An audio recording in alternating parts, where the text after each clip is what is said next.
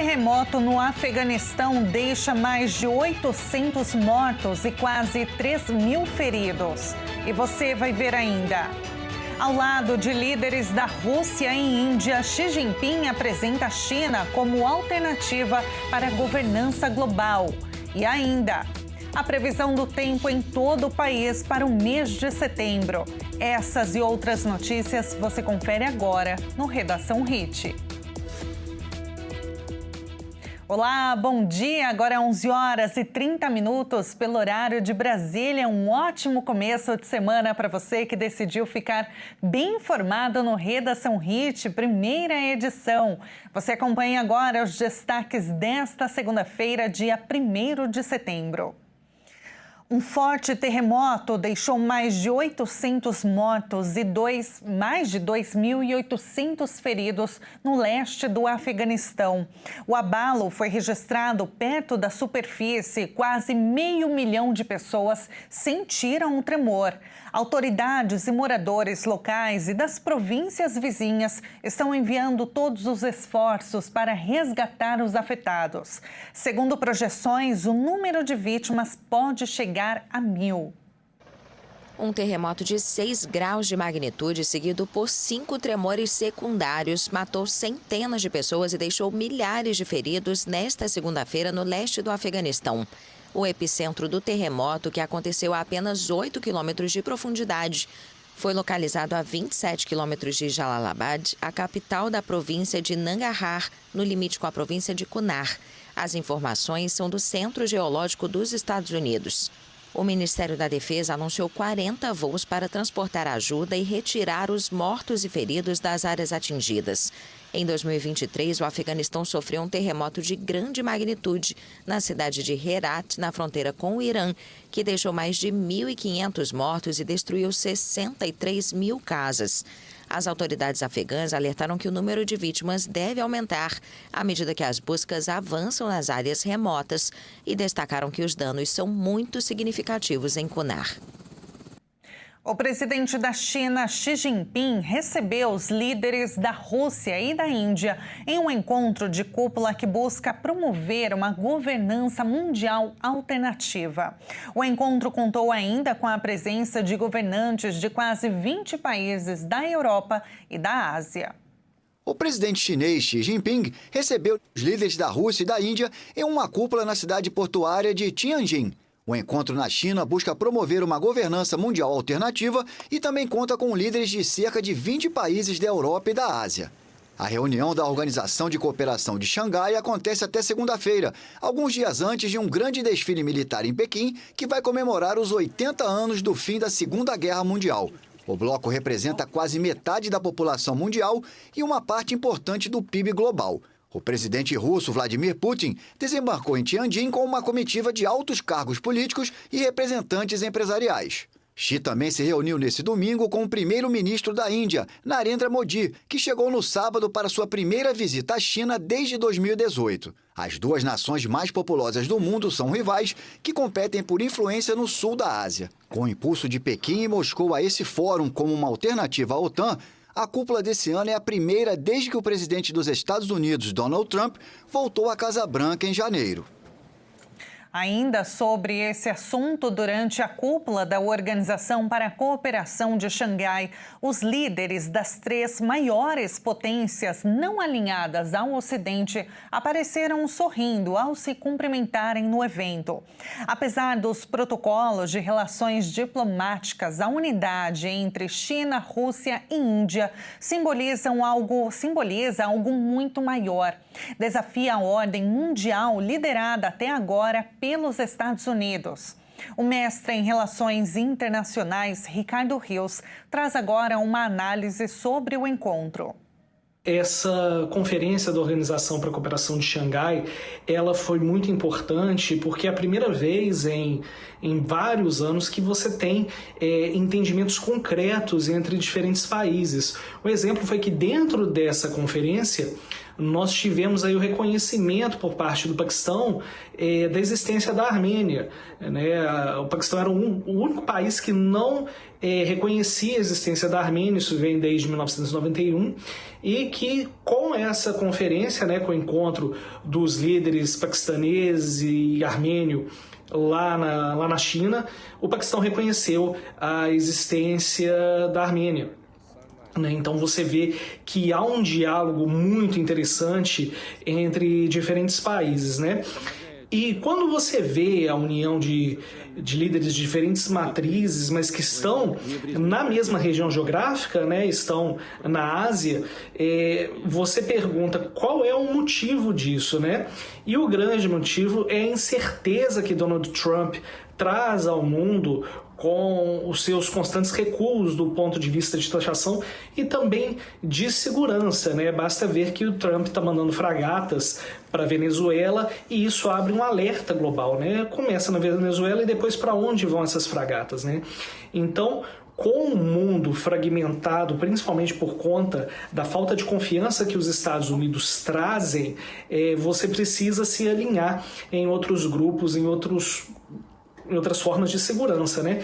E uma das formas que os governos asiáticos encontraram é confiar a segurança à China, né? A China na Ásia Menor, né? Na Ásia próxima ao Pacífico, ela é um hegemona que divide com a Rússia esse papel de garantidor e fiador da segurança. Então você vai ver os países mais subdesenvolvidos, mais emergentes da Ásia, tentando se unir nesse grupo como uma forma, não de contrapor os Estados Unidos, mas sim para ter uma garantia de segurança, né? Você vê que, por exemplo, Narendra Modi e Xi Jinping, que estavam rompidos há muitos anos, se encontraram e fizeram um aceno de acordos durante essa conferência, né? E aí vai entrar em conjunto Vladimir Putin, que também precisa mostrar que não está isolado por conta da guerra da Ucrânia, né? E uma coisa que a gente tem que pensar é o seguinte, isso de alguma forma enfraquece Donald Trump. No cenário interno americano, não. O americano não está preocupado se a China vai se aliar à Rússia ou se a Índia vai se aliar à China. Não tem essa preocupação. A grande preocupação hoje do público interno americano, do cidadão americano, é em relação aos preços, né? A inflação americana ela vem numa crescente, né? Os produtos importados vêm crescendo e isso vai ter um impacto maior a médio prazo. Então a política de America First do Donald Trump ela se mantém intacta até o momento, mas o que a gente está vendo é que no plano exterior esses países vão se movimentando para tentar garantir sua própria segurança e a existência. Pois é, e pegando o gancho que o professor falando sobre as taxações, sobre taxas de Donald Trump, um tribunal de apelações de Washington considerou ilegais a maioria das tarifas impostas pelo presidente Donald Trump. Segundo a decisão, o presidente utiliza um mecanismo como um instrumento político para pressionar os governos a renegociarem acordos. As taxas vão continuar valendo até o dia 14 de outubro e que dá ao presidente americano a chance de recorrer à Suprema Corte. E pela primeira vez, um ex-presidente vai ser julgado pelo Supremo Tribunal Federal no caso de suspeita de crimes contra a democracia. A Procuradoria-Geral da República aponta Jair Bolsonaro como líder de uma organização criminosa que tentou mudar o resultado das urnas após a derrota nas eleições de 2022. O Supremo Tribunal Federal começa a julgar nesta terça-feira o ex-presidente Jair Bolsonaro e mais 7 réus acusados de tramar um golpe de Estado após as eleições de 2022. Nesta primeira fase, serão julgados, além de Bolsonaro, o tenente-coronel Mauro Cid, delator da trama, e 3 generais de 4 estrelas: Augusto Heleno, que é ex-ministro do Gabinete de Segurança Institucional, Paulo Sérgio Nogueira de Oliveira, que é ex-ministro da Defesa, e Walter Braga Neto, ex-ministro da Casa Civil, e também o ex-comandante da Marinha, Almirante Almir Garnier. O caso vai ser analisado pela primeira turma do STF, conforme o regimento da Corte para julgar ações penais. Foram reservadas 5 sessões para o julgamento, que devem acontecer nos dias 2, 3, 9, 10 e 12 de setembro. O grupo responde por 5 crimes: tentativa de abolição violenta do Estado Democrático de Direito, tentativa de golpe de Estado, participação em organização criminosa armada, dano qualificado e deterioração de patrimônio tombado. No período de julgamento do núcleo crucial do plano de golpe, o Exército vai vetar aglomerações e atos próximos de unidades militares. Outro ponto de atenção são as manifestações convocadas para o 7 de setembro, que acontecem em meio à análise do caso na primeira turma da Corte. A ordem repassada aos comandos de área é de tolerância zero com eventuais manifestações. Além disso, o Comando Militar do Planalto e a Secretaria de Segurança Pública do Distrito Federal têm feito reuniões permanentes para discutir a segurança ao longo de todo o período do julgamento. E ainda com notícia de Brasília, a CPMI do INSS marcou para esta tarde a oitiva do advogado Eli Cohen. Ele conduziu a investigação particular e ajudou a revelar o esquema de descontos ilegais nas contas de aposentados e pensionistas. Considerado peça-chave nas investigações sobre fraudes em descontos indevidos aplicados a aposentados e pensionistas, o advogado Eli Cohen teve papel fundamental para desvendar o esquema criminoso no INSS. A CPMI investiga o esquema de descontos ilegais na folha de pagamentos de aposentados e pensionistas, que foi revelado em abril após operação da Polícia Federal e da Controladoria Geral da União. A convocação de Eli Cohen já havia sido aprovada pelo colegiado a partir de requerimentos apresentados por parlamentares de diferentes partidos. O advogado ajudou a revelar fraudes e é apontado como responsável por reunir documentos, provas e conduzir investigações que revelaram o alcance do esquema de filiações forjadas e cobranças ilegais sobre benefícios do INSS. Instalada neste mês de agosto, a CPMI tem 180 dias para apurar os casos de descontos indevidos e já aprovou o plano de trabalho para ouvir gestores da Previdência Social que estiveram no cargo nos últimos 10 anos. E veja a seguir, mês de setembro chega trazendo sol em boa parte do país.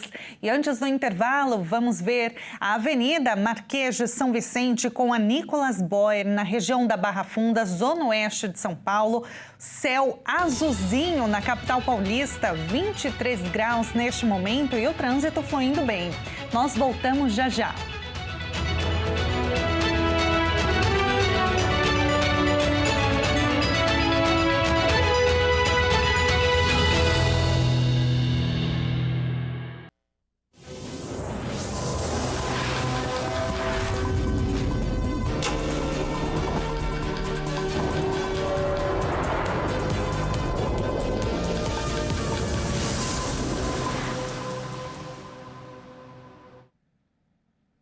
O Redação Hit está de volta agora no horário de Brasília, 11 horas e 45 minutos. O primeiro-ministro do governo Houthi do Iêmen e vários outros ministros foram mortos em um ataque aéreo israelense. Ahmad Galeb al-Hawi, o primeiro-ministro do governo Houthi do Iêmen, e vários outros ministros foram mortos em um ataque israelense à capital Sanaa. A notícia foi confirmada nesse sábado pela agência de notícias controlada pelo grupo rebelde, citando uma declaração do chefe do Conselho Político Supremo dos Houthis, Mahdi al-Mashat.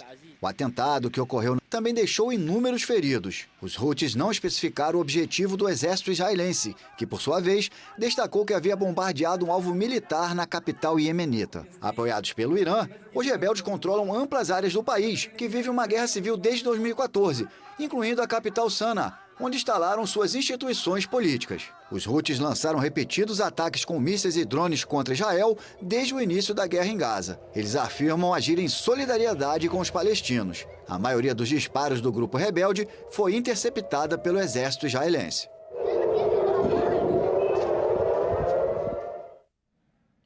E aqui no Brasil, na última sexta-feira, em um posto em Camaçari, na Bahia, várias carretas carregadas de combustível de empresas alvo da mega operação contra o PCC foram abandonadas. Depois da mega operação contra o esquema bilionário do PCC, várias carretas carregadas de combustível das empresas G8 Log Agro e a Mosca Log foram abandonadas na Bahia. As investigações apontaram que essas empresas, alvos da operação, foram identificadas como empresas de fachada ligadas ao esquema criminoso, comandado por Mohamed Hussein Mourad, o primo, e Roberto Augusto Leme da Silva, o Beto Louco.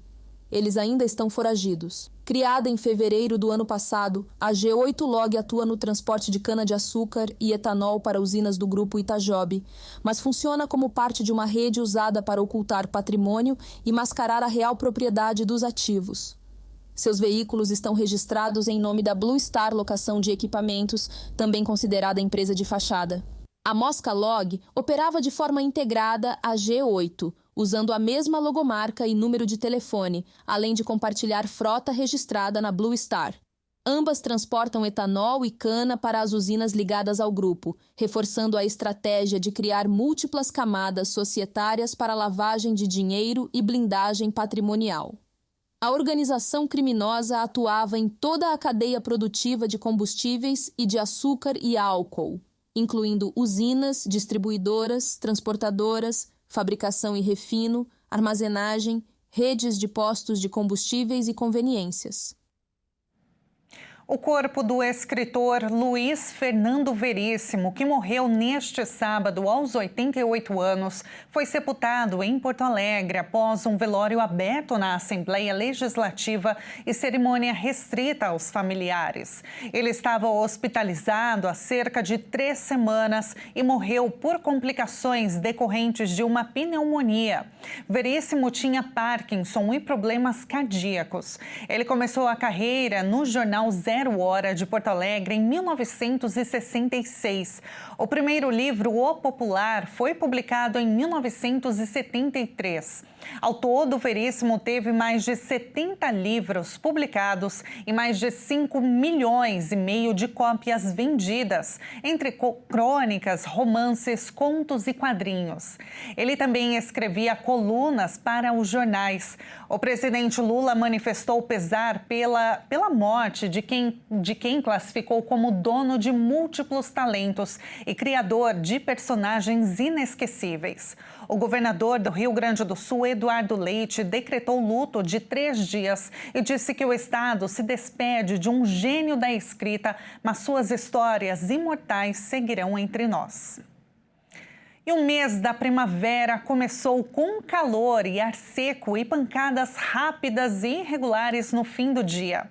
É assim que setembro deve começar em boa parte do país. Mais horas de sol, tardes quentes e pancadas rápidas e irregulares marcam esse início de setembro em boa parte do país. O calor e o ar seco dominam em boa parte do centro-oeste, do sudeste e do interior do nordeste. E esse cenário que deve se estender pelos próximos dias. A chuva aparece de forma mais concentrada entre o oeste e o sul gaúcho e, na sequência, avança pontualmente por outras áreas, mas o impacto maior é o vento. No sudeste, a semana começa com tempo firme na maior parte das cidades, com nuvens crescendo ao longo do dia. Ao longo da semana, o calor aumenta no interior da região, com picos chegando a 37 graus no norte e no oeste de São Paulo e em faixas de Minas Gerais. E a tendência é que as nuvens de fim de tarde ganhem terreno nos próximos dias, ainda de forma bastante irregular. No centro-oeste, a semana em geral será de poucas mudanças. Calor persistente, ar seco e nuvens com chuva mal distribuída. No nordeste, as capitais mantêm o vai-vem da umidade do mar ao longo do mês, pelo menos no litoral. E na região norte, tem previsão de sol e aumento de nuvens, mas sem chuva. Segundo os meteorologistas, o fenômeno Laninha ainda não está consolidado, mas deve ganhar força ao longo da primavera, com probabilidade crescente de se instalar nos próximos meses. Se confirmado, o efeito do Laninha pode intensificar as chuvas no norte e no nordeste, além de favorecer períodos mais secos no sul do país. E olha, no calendário das tradicionais corridas de Belo Horizonte, este domingo foi a vez da corrida da Guarda Civil Municipal. O objetivo do evento esportivo foi comemorar os 22 anos da corporação. Cerca de 3.000 pessoas se inscreveram. Cerca de 3.000 pessoas se inscreveram para participar no último domingo de agosto da Corrida da Guarda Civil Municipal de Belo Horizonte, em comemoração aos 22 anos de existência da corporação. Primeira vez que eu estou indo correr e pela data especial. Expectativa boa, estou ansioso já para ver a medalha. A Guarda Civil Municipal de Belo Horizonte completou no último dia 25, 22 anos de muito trabalho, muita parceria com a população de Belo Horizonte. A gente queria fazer uma interação com a população e a corrida tem esse intuito, né, de aproximar ainda mais a população da sua guarda. Para quem quer adquirir o bom hábito de correr e caminhar, idade não é empecilho. Pais e filhos, homens e mulheres e até veteranos participaram. Desde os 59 anos, já corri a São Silvestre várias vezes. Eu acho que é muito importante, né? Eu acho que hoje o pessoal anda muito estressado, com muitos problemas de saúde mental, e eu acho que não só a corrida, mas o esporte em geral ajuda muito. O intuito é promover a saúde, o bem-estar, tendo em vista a necessidade da melhoria da saúde física, a saúde mental dos nossos agentes e também a oportunidade de ter a integração entre a segurança pública e o povo belo-horizontino e a sociedade como si. Os inscritos largaram às 8 horas da manhã, competindo nas categorias de corrida de 10 e de 5 quilômetros e caminhada de 3 quilômetros. Tá pesado os 10 quilômetros, mas eu treinei bastante, estou vindo de uma lesão, fiquei 3 meses parado, mas graças a Deus tudo certinho. Quero agradecer primeiramente a Deus e a minha assessoria. Bora assessoria, vamos pra cima, se treinar fica bom. Foi maravilhoso, clima ótimo, pessoal muito animado, né? Eu acho que essas corridas elas têm que continuar e aumentar cada vez mais para incentivar as pessoas a virem para um estilo de vida saudável. Aqui na Avenida dos Andradas, que é trajeto das principais corridas aqui de Belo Horizonte, se encontra a Igreja Internacional da Graça de Deus, que estimula a Maratona da Fé. Enquanto os maratonistas corriam pela cidade, o povo de fé também se exercitava dentro da igreja. Nós tivemos aqui essa corrida que passa aqui na porta da nossa igreja e a gente sabe que as pessoas vieram exercitar o seu físico, que faz muito bem. Pois é, dentro da igreja nós também fizemos a nossa caminhada, mas a caminhada da fé, rodeando as muralhas, declarando em nome de Jesus a queda e a derrota de todo inimigo em nome de Cristo. Que bacana! E no Redação Hit de hoje nós vamos conhecer Itaetê, na Bahia. Itaetê, na Chapada Diamantina, tem sua história ligada ao período do ciclo do diamante e à exploração de madeira, crescendo a partir de uma antiga povoação chamada Tamanduá, às margens do rio Paraguaçu. O local se desenvolveu com o auxílio de tropeiros e com a construção de um ramal de estrada de ferro no início do século XX, que conectava com o ponto de apoio das tropas que vinham do sertão e das minas de diamantes. E vamos abrir a nossa câmera ao vivo de Itaetê, na Bahia. Neste momento, termômetros marcando 29 graus. Olha, tá calor por lá. E essa Itaetê era um distrito de Andaraí. Conquistou a sua emancipação política em 25 de setembro de 1961. A região é rica em cachoeiras, com destaque para a Cachoeira da Invernada, que oferece um percurso com pinturas rupestres, e a Cachoeira do Herculano. A cidade também conta com a Gruta Lapa do Bode, que é protegida pelo IBAMA, conhecida por abrigar uma espécie endêmica de peixe cego. E assim a gente encerra esta edição conhecendo cada cantinho do nosso país tão lindo e riquíssimo. Muito obrigada pela sua companhia, uma excelente semana para você. A gente se encontra novamente amanhã às 11h30. Até mais.